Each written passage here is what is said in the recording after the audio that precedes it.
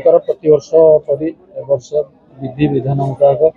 माँ दंताल पूजा आज आरंभ होत्रार 9 दिन पूर्व वर्ष तिथि गणना कर राजा प्रतिनिधि मुझे देहुरी गणक पाइक बसी दिन धार्य होता समय धार्य होता से अनुसार आज दंताल पूजा विधि मुताबक आरंभ हो बर्तमान से समापन है। आज राति माँ आविर्भाव हे आज जो दिगरे मंदिर पूर्व कि पश्चिम दिगरे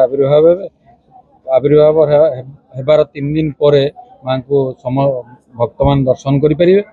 11 तारिख दिन सका माँ पूजा आरंभ हो से दिन 9 दिन व्यापी यात्रा हो। आज जो दंताल पूजा है ये प्रतिवर्ष पर वर्ष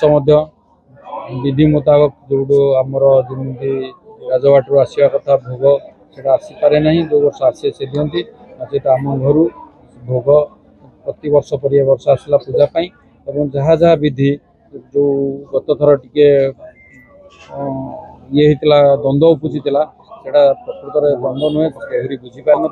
प्रत वर्ष आमर जमी दंताल पूजा को ढेंकी चाउल फुटिकी दि जाए पतियार पूजापाई ए वर्ष सेमती दिखाई प्रति वर्ष भी दि जाऊँगा देहरी भी ए वर्ष भी आप पचारि पारे से भी निजे ए वर्ष संशोधन करेंगे।